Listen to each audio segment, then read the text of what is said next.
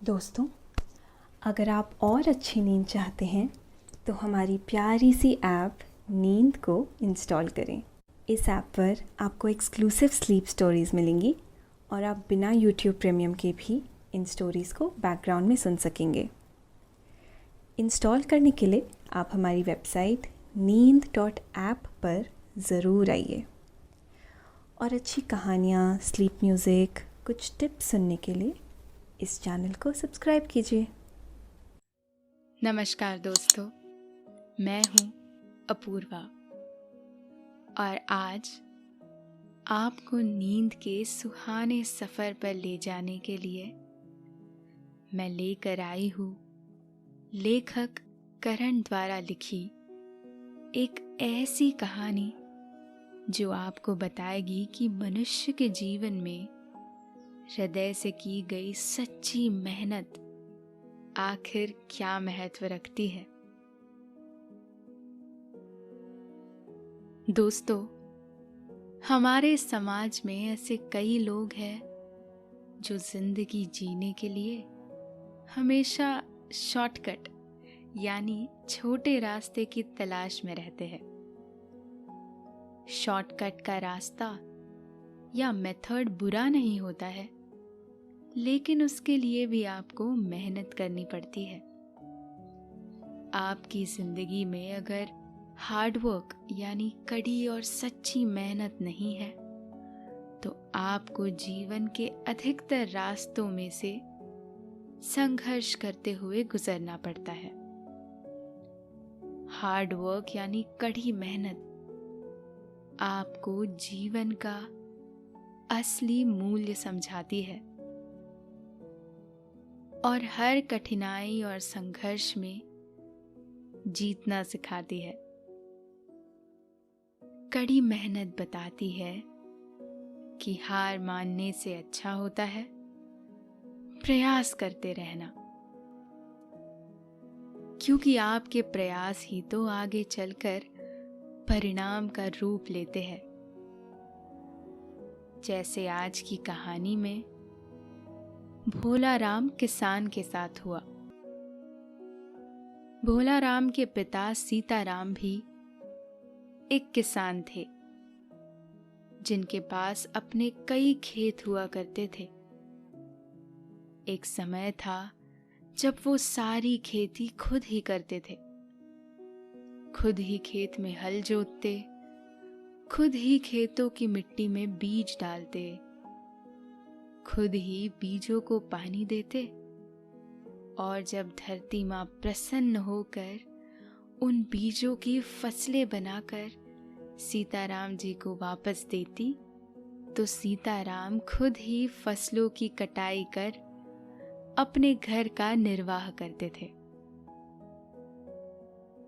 सीताराम जी तो अपने घर को पालने के लिए जी तोड़ मेहनत करते थे, लेकिन उनका बेटा भोला राम उनके जैसा बिल्कुल भी नहीं था। उसे मेहनत करना मानो आता ही नहीं था, या यूं कहे कि वो मेहनत करना ही नहीं चाहता था। ये देख सीताराम जी गांव के आश्रम में स्वामी स्वरूपानंद जी के पास अपने बेटे की दुविधा को साझा करने के लिए गए। स्वामी जी ने सीताराम जी को क्या समझाया और भोला राम का जीवन कैसे बदला, जानने के लिए सुनते हैं आज की कहानी। लेकिन उससे पहले आप अपने आसपास की सारी लाइट्स ऑफ करके आराम से लेट जाए। अपनी आंखें धीरे से बंद कर लीजिए। अब थोड़ा सा अपने शरीर को आराम दीजिए, थोड़ा और आराम। अपने शरीर को बिल्कुल ढीला छोड़ दीजिए। कोई टेंशन नहीं, कोई तनाव नहीं। अपने दिमाग में चल रहे सभी विचारों को, चिंताओं को त्याग दे। एक शांति सी महसूस करें।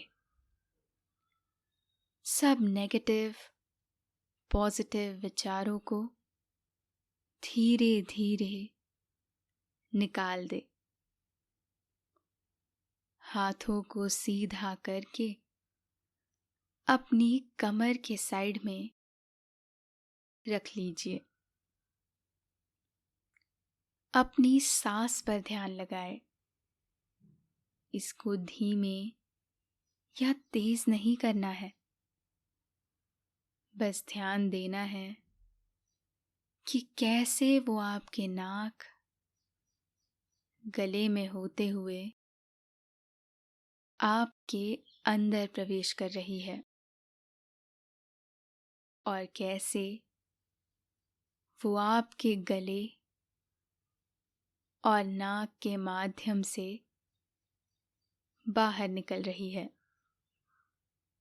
मन शांत, एकदम शांत, बिल्कुल शांत होता जा रहा है। आप बहुत अच्छा महसूस कर रहे हैं। खुद को काफी हल्का फील कर रहे हैं। सब तरफ शांति ही शांति है, सुकून है, खामोशी है। दोस्तों, ये कहानी हमें जीवन में मेहनत के मूल्य को समझाती है। एक बार की बात है, बसंतगढ़ गांव में सीताराम नाम का किसान रहता था। उसके पास अपने 2 खेत थे, जिन्हें वो खुद ही जोतता, खुद ही उनमें बीज डालता, फिर खुद ही उन बीजों को पानी देता। और जब धरती के गर्भ से वो बीज फसलों के रूप में तैयार होते, तो सीताराम किसान खुद ही फसलों की कटाई कर अपने परिवार का गुजारा करता था। उसकी मेहनत ऐसी थी कि वो अपने काम के लिए किसी पर निर्भर नहीं रहता था। गांव वालों को भी सीताराम जैसे मेहनती किसान पर बहुत गर्व होता था। हर कोई जहां गांव में सीताराम जैसी मेहनती किसान बनने की लालसा रखता, तो वही सीताराम का इकलौता बेटा भोलाराम अपने पिता की छवि से एकदम विपरीत था। उसे ना तो मेहनत करना पसंद था और ना ही किसी की बात सुनना। उसके पिता सीताराम जी उसकी इस हरकत से परेशान रहने लगे थे, क्योंकि अभी भोलाराम छोटी सी आयु का ही था, लेकिन मेहनत से बहुत दूर भागता था। अगर उसका बस चलता तो वो अपने सारे काम किसी न किसी से ही करवाना शुरू कर देता। अपने बेटे की ऐसी हरकतें पिता सीताराम को परेशान तो करती थी। वो अपने बेटे भोला को अक्सर कहते कि बेटा, मेहनत करेगा तो जीवन में हर कठिनाई से लड़ने की हिम्मत मिलेगी। अपना पेट भरने के लिए तुझे किसी पर निर्भर नहीं रहना पड़ेगा। जब तक घर की जिम्मेवारियां नहीं समझेगा, जीवन की कश्ती को कैसे जान पाएगा। भोला अपने पिताजी की बातों को हंसी मजाक में लेता और उनके उपदेशों को एक कान से सुनता और दूसरे से बाहर फेंक देता। उसे लगता कि उनकी इतनी जमीन है, आज नहीं तो कल वहां से किसी तरह का कोई जादुई खजाना निकलेगा और उसे देखते ही देखते अमीर बना देगा। ऐसा इसलिए भी था क्योंकि अपने जीवन में भोला राम ने ऐसी कई कहानियां सुन रखी थी जहां ना चाहते हुए भी गरीब लोगों की जमीनों, खेतों और घरों में खजाने के भरे बड़े बड़े बर्तन निकले थे। दोस्तों, अब से आप bedtime stories, guided meditation, relaxing music, इन सब का आनंद नींद ऐप पर ही उठा सकते हैं। भोला राम को लगता कि एक दिन उनके खेत से भी किसी न किसी दिन एक बड़ा सा बर्तन भर के खजाना निकलेगा, और देखते ही देखते भोला राम गांव का नहीं बल्कि पूरे राष्ट्र का सबसे अमीर व्यक्ति बन जाएगा। फिर उसके पास लोग धन लेने आया करेंगे और वो राजाओं की तरह सभी को धन देगा, लेकिन किसी न किसी ब्याज पर। और ब्याज का धन इकट्ठा करके वो और अमीर व्यक्ति बन जाएगा। इस तरह के ख्याली पुलाव वो दिन भर बनाता था। उसे इस बात से कोई लेना देना नहीं था कि उसके पिता सीताराम जी दिन रात, सर्दी गर्मी, बरसात धूप आदि में भी कितनी मेहनत करके अपना और उसका पेट पालते थे। अपने बेटे को इस उम्र में भी ख्याली पुलाव पकाते हुए देख पिता सीताराम जी की चिंता दिन प्रतिदिन बढ़ने लगी थी। और जब वो इस परेशानी के चलते आसपास के लोगों से बातचीत करते तो लोग उनके बेटे का मजाक उड़ाते हुए कहते, क्या सीताराम जी, आप यूं ही अपने भोला को डांटते फटकारते रहते हैं। अरे ये भोला तो अभी बच्चा है, 20-22 साल भी कोई उम्र होती है भला जिम्मेदारियां संभालने की। अरे अभी तो इसके खेल कूद के दिन हैं। गांव के लोगों से इस तरह की बातें सुनकर भोला को और ज्यादा होशियारी मिलती। उसे लगता कि उसके पिता सीताराम जी तो उसके साथ अच्छा व्यवहार ही नहीं कर रहे हैं। वो मन ही मन सोचता कि शायद वो अपने पिता का सगा बेटा नहीं है, इसलिए ही तो पिताजी उसे हर समय डांटते रहते हैं।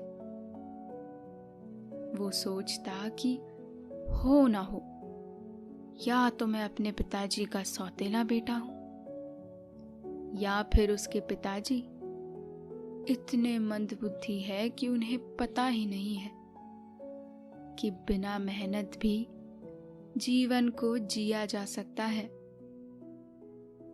कुछ भी हो, ये गांव वाले ही हैं जो मुझे सबसे अधिक प्यार करते हैं।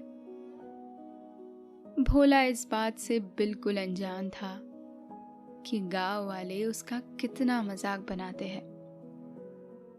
उसे लगता कि गांव वाले अच्छे हैं जो उसकी प्रशंसा करते हैं, और उसके पिताजी बुरे हैं क्योंकि वो उसे हर समय काम करने और मेहनत करने के लिए कहते हैं, जबकि ऐसा नहीं था।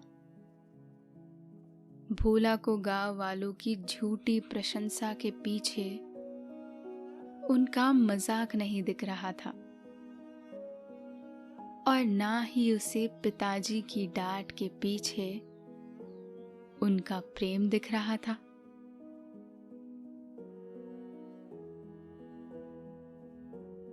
एक दिन भोला के पिताजी अपने बेटे की मेहनत ना करने की आदत से थककर गांव के स्वामी स्वरूपानंद जी के पास गए और उनके सामने अपने बेटे की चिंता किए हुए रोने लगे। स्वामी स्वरूपानंद जी ने बड़े ही शांत मन से मुस्कुराते हुए किसान सीताराम जी से कहा, वत्स सीताराम, केवल इतनी सी बात, तुम घबराओ मत। देखना, समय आने पर तुम्हारा पुत्र खुद ब खुद ठीक हो जाएगा।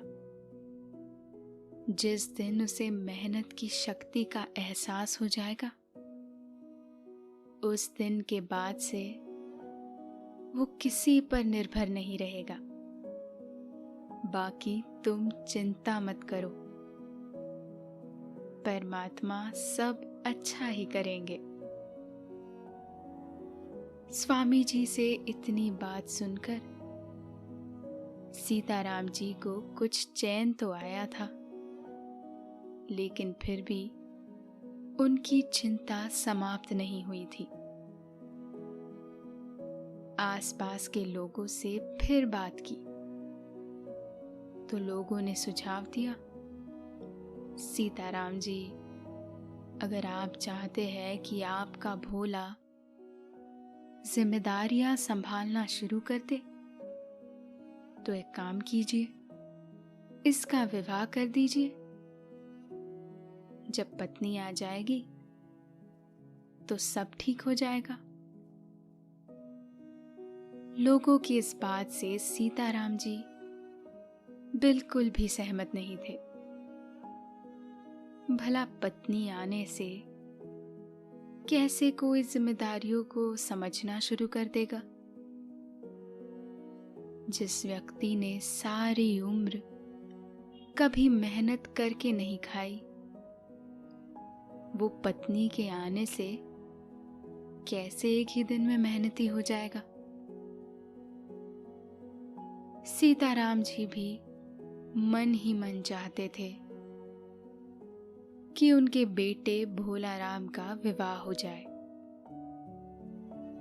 लेकिन अपने बेटे की हरकतें देख वो इस बात से घबराते थे।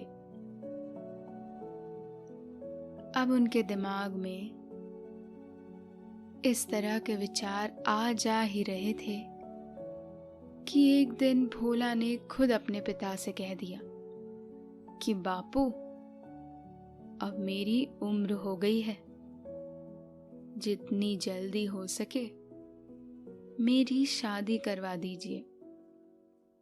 मैं भी चाहता हूं कि मैं अपनी नई जिंदगी की शुरुआत करूं। बेटे भोला राम की बात सुनकर पिताजी रुष्ट होते हुए बोले, भोले बेटा, शादी तो तेरी आज ही मैं तय कर दूं, लेकिन बहू को खिलाने के लिए तू काम क्या करेगा? कमाएगा क्या और उसे खिलाएगा क्या? ये सुनकर भोला ने कहा, बापूजी, जब शादी हो जाएगी तो कमाना भी शुरू कर दूंगा, खेतों में भी जाऊंगा और काम भी करूंगा, लेकिन तुम पहले मेरी शादी तो करवा दो।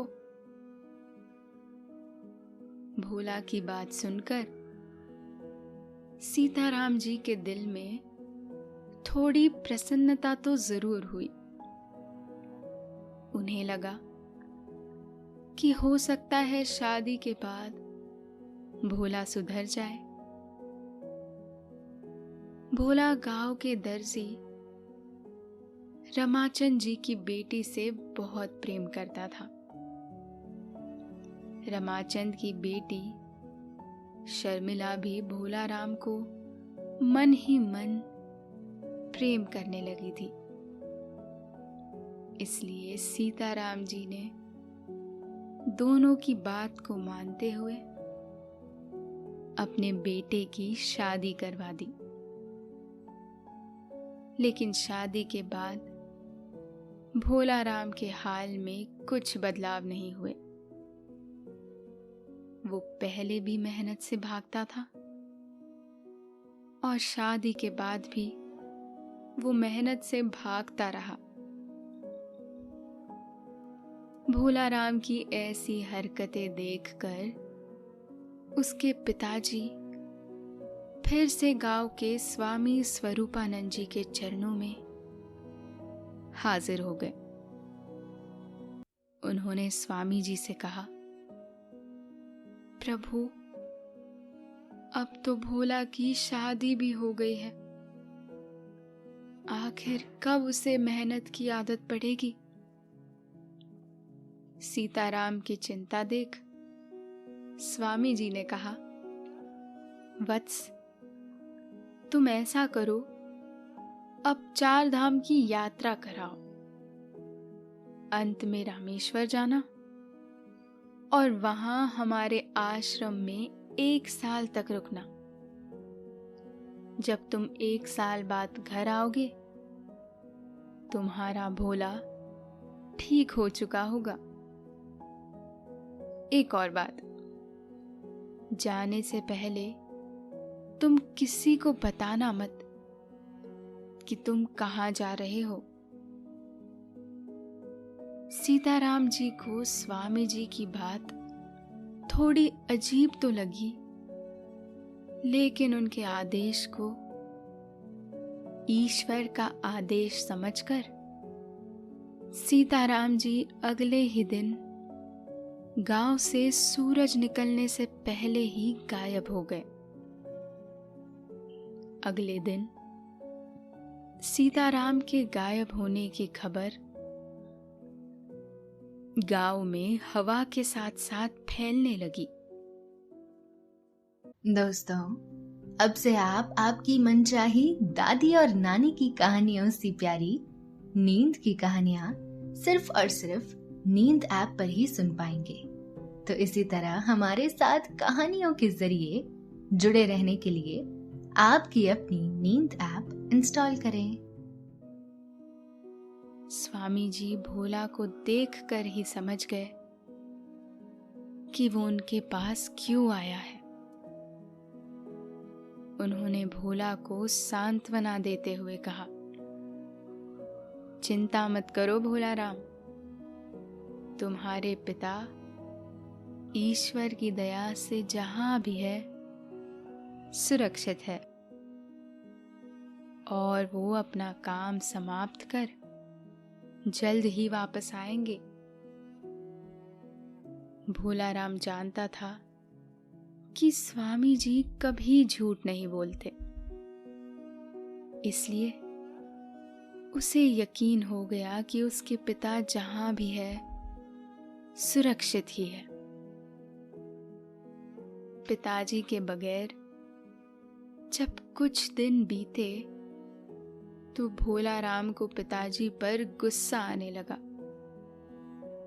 वो सोचने लगा कि लोगों के माँ बाप जब घर से बाहर जाते हैं तो अपने बच्चों के लिए कुछ ना कुछ छोड़ जाते हैं, लेकिन उसके पिता ने ऐसा कुछ भी नहीं किया। अब घर का गुजारा कैसे चलेगा? दूसरी ओर भोला राम की पत्नी जल्द ही भोला राम के मेहनत ना करने की आदत को जान चुकी थी, इसलिए वो भी अपनी ये दुविधा लेकर स्वामी जी के पास गई। स्वामी जी ने उसे कहा कि पुत्री, तुम्हारे भाग बदलने वाले हैं। तुम कल सुबह अपने पति के साथ यहां आना। स्वामी जी की बात सुनकर पत्नी अगले दिन भोला राम को लेकर उनके पास पहुंच गई। भोला राम को देखकर स्वामी जी ने कहा, वत्स, तुम्हारे खेत में खजाना दबा हुआ है, तुम चाहो तो उसे ले सकते हो। स्वामी जी की बात सुनकर भोला राम के मन में मानो खुशी के लड्डू फूट रहे थे। वो खजाना लेने के लिए राजी हो गया। लेकिन जैसे ही वो खेत की मिट्टी खोदने के लिए जाने लगा, स्वामी जी ने उसे रोकते हुए कहा, पुत्र, लेकिन एक समस्या है। यदि तुम पूरे मन से मिट्टी नहीं खोद पाए तो सारा खजाना मिट्टी हो जाएगा। फिर क्या था, खजाने की लालच में भोला राम ने पिताजी का फावड़ा उठाया और चल पड़ा खेत की जुताई करने। 2 दिन तक सारे खेत की जुताई करने के बाद जब भोला राम के हाथ कुछ नहीं लगा तो वो निराश हो गया। उसे लगा कि उसने खेत की खुदाई पूरे मन से नहीं की है। वो निराश होकर रात में घर लौट आया। पीछे से स्वामी जी ने खेत में बीज बो दिए और भोला राम की पत्नी ने खेतों में पानी देना शुरू कर दिया। और फिर देखते ही देखते खेतों में डाले हुए बीज कुछ ही महीनों में लहलहाती फसल बनकर सामने आए। जब भोला राम को इस बात का पता चला तो वो अपना खेत देखने के लिए खेत में आ गया और लहलहाती फसलों को देखकर उसे बहुत खुशी हुई। उसने तुरंत फसलों की कटाई शुरू कर दी और देखते ही देखते बहुत सारा धन अर्जित कर लिया। जब उसने इन सब कामों को खत्म करके स्वामी जी से पूछा कि ये सब कैसे हुआ, तो स्वामी जी ने कहा, मैंने कहा था ना, तुम्हारे खेत में खजाना दबा हुआ है। तुमने और तुम्हारी पत्नी ने मेहनत की और तुम्हें खजाना मिल गया।